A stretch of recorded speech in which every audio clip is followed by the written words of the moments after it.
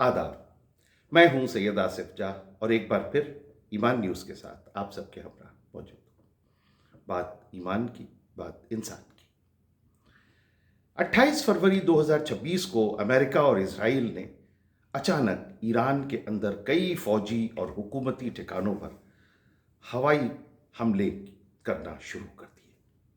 इन हमलों में ईरान के supreme leader Ayatollah Ali Husaini Khamenei की शहादत की खबर आई और कुछ दिनों बाद उनके बेटे मुज्तबा खामेनेई को नया सुप्रीम लीडर ईरान ने डिक्लेयर कर दिया। इस ऑपरेशन को इजराइल ने ऑपरेशन रोरिंग लॉयन का नाम दिया और कहा कि 24 घंटे में उसने ईरान के सैकड़ों फौजी ठिकानों, मिसाइल सिस्टम, नेवल एसेट्स, इन सब को निशाना बनाया। अमेरिका की तरफ से भी दर्जनों air strike, aircraft carrier regional base से किए गए, जिनका मकसद ईरान की मिलिट्री पावर को जल्दी से जल्दी कमजोर करना था। लेकिन 2 हफ्ते से ज्यादा वक्त गुजरने के बाद भी आज जब जंग के 14 दिन मुकम्मल हो चुके हैं, तब भी ईरान न सिर्फ जवाबी हमले ईरान ने जारी रखे हैं, बल्कि पूरी रीजनल सिचुएशन को एक बड़े जियो पॉलिटिकल इम्तिहान में बदल दिया। नए supreme leader ayatollah Mujtaba Khamenei ने पहले बयान में साफ किया कि ईरान इस जंग को सिर्फ फौजी टकराव नहीं, बल्कि इज्जत, आज़ादी और खुद मुख्तारी की जंग मान रहा है। उनकी तरफ से यह संदेश दिया गया कि ईरान की क़यादत ज़मीनी बंकरों और सिक्योर लोकेशंस में चली गई है, लेकिन कंट्रोल सिस्टम अब भी काम कर रहा है और जवाबी हमले जारी रहेंगे। तेहरान और दूसरे शहरों में हजारों लोग सड़क पर निकलकर अमेरिका और इजराइल के खिलाफ रोज मुजाहरे कर रहे हैं, जबकि उसी वक्त एयर स्ट्राइक्स और मिसाइल हमलों में उनकी जिंदगी पर मंडराते हुए खतरे बढ़ रहे हैं। ईरानी अवाम की आम फीलिंग यह है कि दुनिया उनके साथ खुलकर नहीं खड़ी होगी, इसलिए मुल्क ने आम फीलिंग यह है कि दुनिया उनके साथ खुलकर खड़ी नहीं होगी, इसलिए इस मुल्क ने सालों से पाबंदियां और तन्हाई के बावजूद अपने आप को लंबे टकराव के लिए ज़हनी और फौजी तौर पर तैयार कर रखा है। ईरानी बयानों में यह एहसास साफ नजर आता है कि अगर उनकी सरजमीन, क़यादत और अवाम पर हमला होगा तो जवाब सिर्फ डिफेंसिव नहीं होगा, बल्कि डिटरेंस पैदा करने वाला होगा। यानी एक ऐसा सबक, एक ऐसा जवाब जो सामने वाले को दोबारा हमला करने पर सोचते हुए भी 100 बार सोचने पर मजबूर करे। ईरान हर मामले में बराबर से जवाब दे रहा है। अमेरिकन प्रेसिडेंट डोनाल्ड ट्रंप ने कहा कि अगर 2 घंटे हों तो ईरान का पूरा पावर सिस्टम जो है, वो पावर ग्रिड, उसे वो ख़त्म कर देंगे और ईरान अंधेरे में डूब जाएगा। इसके जवाब में फौरन ईरान की सरकार ने कहा कि ट्रंप 2 घंटे की बात कर रहे हैं, we need just half an hour और हम पूरे मिडल ईस्ट की बिजली गायब कर देंगे, पूरे मिडल ईस्ट की पावर सप्लाई बंद कर देंगे। That is how Iran is behaving and that is where Iran stands as on date. जंग के इन 15 दिनों में मिसाइल, ड्रोन और एयर स्ट्राइक्स ने इस टकराव को सिर्फ ईरान या इजराइल की सरहद तक महदूद नहीं रहने दिया। ईरान ने इजराइल पर कई बार बैलिस्टिक और क्रूज मिसाइलों के साथ ड्रोन हमले किए, जिसमें कुछ सीधे तेल अवीव और मिलिट्री इंफ्रास्ट्रक्चर की तरफ किए गए। रिपोर्ट्स के मुताबिक ईरान के रेवोल्यूशनरी गार्ड ने 9 और 10 मार्च को बेन गुरियन इंटरनेशनल एयरपोर्ट और उससे जुड़े हुए एयरबेसेस पर को अपने सबसे एडवांस मिसाइल जैसे फतह हाइपरसोनिक और खुर्रमशहर 4, इन मिसाइलों से निशाना बनाने का दावा किया ईरान ने। इजराइल की एयर डिफेंस एरो 3 और डेविड स्लिंग सिस्टम ने कई मिसाइल्स इंटरसेप्ट की, लेकिन इसके बावजूद एयरपोर्ट और उसके आसपास के इलाकों की जो गतिविधि है वो बुरी तरह से मुतासर हुई اور اڑانیں رد ہوئیں، ڈائیورٹ ہوئیں۔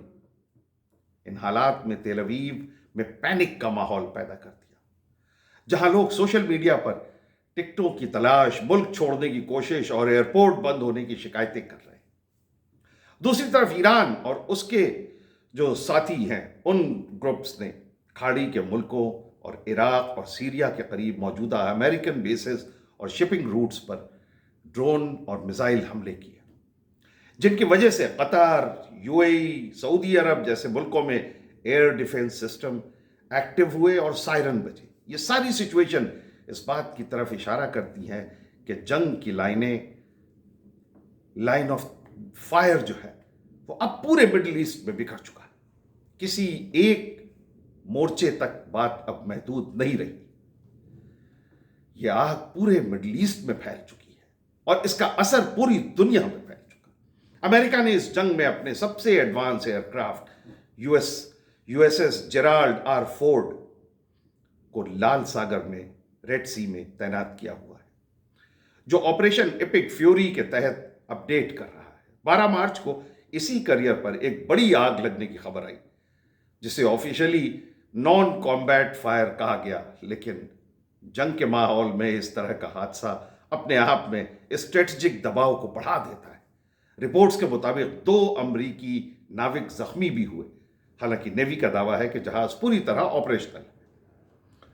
امریکہ اور اسرائیل کی اسٹریٹجی آج کی ڈیٹ میں یہ ہے کہ وہ اپنے نقصان کو چھپا رہے ہیں اور ایران پر وہ بڑھ چڑھ کے دعوے کر رہے ہیں۔ اسی طرح سے یو ایس سینٹرل کمانڈ نے ایک KC-135 اسٹریٹو ٹینکر، یعنی ہوا میں ایک دوسرے جہازوں کو ریفیول کرنے والا ایئر کرافٹ، اس کے گرنے کی بھی تصدیق کی، جو عراق کے اوپر آپریٹ کر رہا تھا۔ یہ نقصان اس وقت ہو رہا ہے جب امریکہ اور اسرائیل کا یہ کہنا ہے کہ انہوں نے 28 فروری سے اب تک ایران اور اس کے نیٹ ورک پر 15,000 سے زیادہ ٹارگٹس پر حملے کیے ہیں۔ نیوی کے اس جہاز کے بارے میں امریکہ نے کہا کہ یہ فرینڈلی اٹیک تھا۔ کوئی فرینڈلی اٹیک نہیں تھا۔ آپ کے جہاز کا نقصان ہوا اور 2 ہوا اور آپ ایک کو مان رہے ہیں اور اس کو بھی فرینڈلی کہہ رہے ہیں۔ So you are just trying to not give credit to Iran. اس تصویر میں ایک طرف ایران کی ملٹری ایسٹس کو نقصان ہے تو دوسری طرف امریکہ اور اس کے فلوٹنگ بیس کیریئر گروپس بھی دباؤ محسوس کر رہے ہیں۔ امریکہ اور اسرائیل کے ملٹری اسٹریٹجی کا ایک اہم حصہ یہ ہے کہ ایران کی انٹرنل سیکیورٹی اور کمانڈ اینڈ کنٹرول انفراسٹرکچر کو ٹارگٹ کیا جائے۔ اسی سلسلے میں ریولیوشنری گارڈز کی بسیج فورس کے ٹھکانے، چیک پوسٹ اور کمیونیکیشن ہبس پر حملے کیے گئے ہیں، خاص طور پر تہران اور دوسرے اہم شہروں میں۔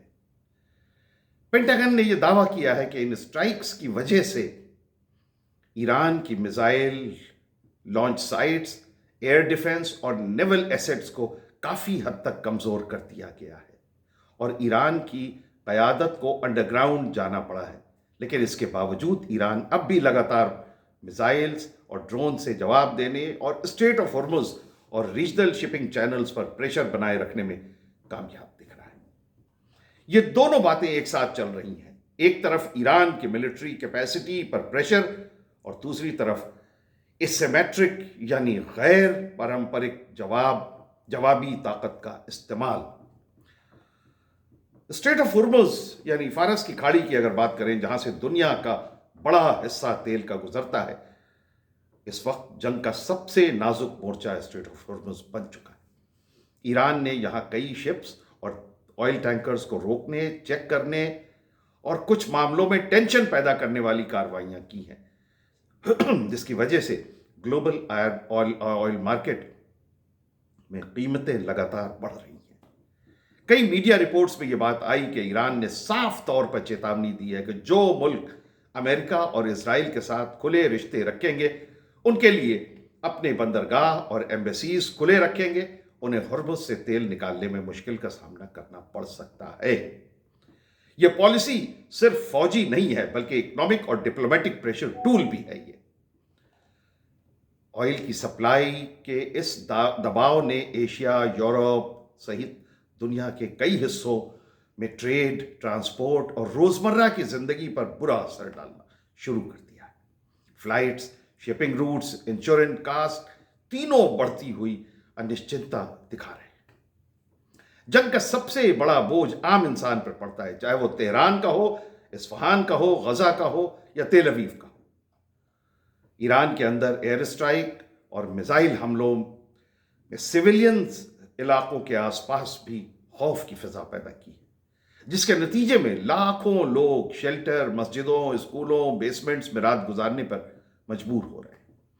وہیں اسرائیل میں تیل اویو اور اس کے آس پاس میزائل الرٹ اور ایئر ڈیفنس انٹرسیپشن میں لوگوں کی روزمرہ کی زندگی کو ہلا کر رکھ دیا ہے۔ بین گورین ایئرپورٹ پر حالات ایسے بن رہے ہیں کہ بہت سے لوگ ملک چھوڑنے کی کوشش میں لائنیں لگا رہے ہیں۔ ایک طرف غزہ اور فلسطین ہے، جہاں پچھلے سال سے جنگ جاری ہے اور پہلے ہی انسانوں کی زندگی، گھر، مسجد، اسپتال سب تباہ کر دیے گئے، اور دوسری طرف اب ایران اور اسرائیل کی سیدھی ٹکراؤ کی وجہ سے نئے مورچے کھل رہے ہیں۔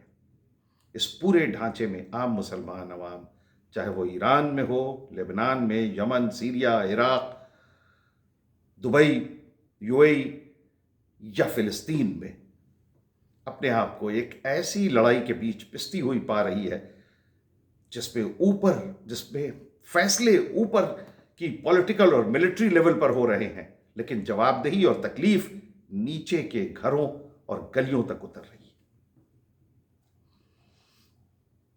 موجودہ 2026 کی اس موجودہ جنگ کے سلسلے میں ٹرمپ ایپسٹین فائل اور کسی روکنے کے لیے بلیک میل کا سیدھا دستاویزی ثبوت اب تک سامنے نہیں آیا ہے، مگر اس کے باوجود عام طور پر یہی مانا جا رہا ہے کہ اس جنگ کے پیچھے ایپسٹین فائل سب سے بڑا ریزن ہے۔ ڈونلڈ ٹرمپ کے وہ پکچرز باہر آ چکی ہیں جہاں وہ 13 سال کی بچی کے ساتھ جسمانی تعلقات بنانے کی کوشش، بہت گھناؤنی، بہت گندی، اور یہ جو سامنے آیا ہے وہ بہت چھوٹا حصہ ہے۔ جو ابھی بھی پردے کے پیچھے ہے وہ بہت بڑا ہے۔ شاید اسی بڑے حصے سے ہمارا پوری دنیا کا دھیان ہٹانے کے لیے اس جنگ کو ایک فساد کے طور پر استعمال کیا ہے ڈونلڈ ٹرمپ نے اور امریکہ نے۔ جنگ کے 14ویں دن سے روس، چین اور کچھ یورپین کنٹریز بیک چینل کے ذریعے ڈی ایسکیلیشن کی کوششیں کر رہے ہیں۔ رپورٹس کے مطابق روس کے ذریعے ایران اور امریکہ، اسرائیل دونوں مل کر کچھ ایسی میسیجنگ ہوئی ہے، لیکن ابھی بھی سیز فائر کی کوئی ممکنہ حالات بھی بہت دور کی بات ابھی لگتی ہے۔ ایران کے لیے بنیادی بات یہ ہے کہ وہ خود کو حملہ آور نہیں بلکہ رسپونڈنگ پارٹی ثابت کرنا چاہتا ہے، اور ہے بھی، اور ساتھ ہی یہ بھی چاہتا ہے کہ جو نقصان ہوا ہے اسے اس کی بھرپائی ہو، اس کی لیڈرشپ کی شہادت سے لے کے انفراسٹرکچر تک کے نقصان کا معاوضہ اسے ملے، اس کی بھرپائی یا کم از کم سیاسی تسلیم۔ OIC اور کئی مسلم عرب ملک اس جنگ پر اس وقت دوہری پوزیشن میں پھنسے ہوئے ہیں۔ ایک طرف انہیں اپنے ملک کی سیکیورٹی، تیل کی سپلائی اور امریکہ اور ویسٹ کے ساتھ رشتوں کا دباؤ ہے، اور دوسری طرف عوام کا ایک بڑا حصہ فلسطین، غزہ اور اب ایران میں موجود اپنے بھائیوں کے ساتھ ملت کی ہمدردی کے ناطے عوام کی ہمدردیاں ایران کے ساتھ۔ کچھ مڈل ایسٹ کی کچھ کنٹریز نے کھلے طور پر ایران کے حملوں کی مذمت کی اور امریکہ اور اسرائیل کے ایئر کرافٹس کے لیے اپنے بیسز اور فیسلٹیز مہیا کرائے، جبکہ دوسری طرف ان کی سڑکوں پر لوگ غزہ اور ایران کے حق میں نعرے لگا رہے ہیں۔ یہ دوہرا دباؤ آنے والے دنوں میں ان کی پالیسی اور ان کی سرکاروں کے لیے ایک مشکل پیدا کر سکتا ہے، خاص طور پر اگر اسٹریٹ آف ہرمز اور تیل کے ٹینکروں پر خطرہ اور بڑھتا ہے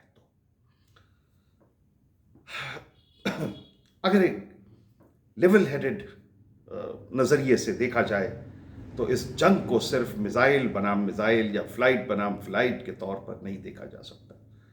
یہ مسئلہ انصاف، سیاسی خود مختاری اور ڈیکیڈ سے چلی آ رہی پابندیوں اور دخل اندازی کے خلاف رد عمل کا ہے. ایران کی خامیاں، اندرونی سیاست کی سختیاں اور حکومت پہ کی جانے والی جائز تنقید اپنی جگہ، لیکن یہ بھی حقیقت ہے کہ بار بار کی پابندیاں، رجیم چینج کی کوششیں اور خفیہ آپریشنز اس ٹکراؤ کو اور گہرا کر رہے ہیں. اسی طرح اسرائیل کے لیے بھی یہ جنگ صرف سیکیورٹی کا مسئلہ نہیں ہے، بلکہ اس کی ان پالیسیز کا نتیجہ ہے جس میں غزہ، ویسٹ بینک اور ریجنل فائلوں پر لمبے عرصے سے سختی، ناکہ بندی اور فوجی زور سے مینج کرنے کی کوشش کی گئی. آج تل اویو میں جب میزائلیں گرتی ہیں تو ان پر غزہ اور فلسطینی شہروں کی یاد بھی آتی ہے انہیں، جہاں سالوں سے بمباری میں عام انسان مر رہے ہیں. غزہ سے لے کر تہران اور صنعا تک ہر جگہ آج لہو بہہ رہا ہے، لیکن دنیا کے بڑے طاقتور ملک اس خون کو انصاف کی نظر سے کم اور اپنے اسٹریٹجک فائدوں کی نظر سے زیادہ دیکھ رہے ہیں. اس لیے یہ ضروری ہے کہ عوام کی آواز، علماء، اسکالرز، جرنلسٹ اور انٹلیکچوئلز اس جنگ کے سچ کو سامنے لائیں، بغیر جھوٹ کے، بغیر باتوں کو اوپر نیچے کیے ہوئے، تاکہ کل کی تاریخ کم از کم حقیقت پر مبنی لکھی جا سکے. تو یہ تھا ایمان نیوز پہ ہمارا آج کا ویڈیو. ایمان نیوز کے ساتھ اپنی محبتوں کا سلسلہ بدستور جاری رکھیے. ہمارے چینل کو سبسکرائب کیجیے، ہمارے ویڈیوز کو لائک کیجیے، شیئر کیجیے، فارورڈ کیجیے اور اپنی باتیں، اپنے خیالات، اپنے تاثرات کمنٹس کے ذریعے ہم تک پہنچائیے. بہت بہت شکریہ. خدا حافظ.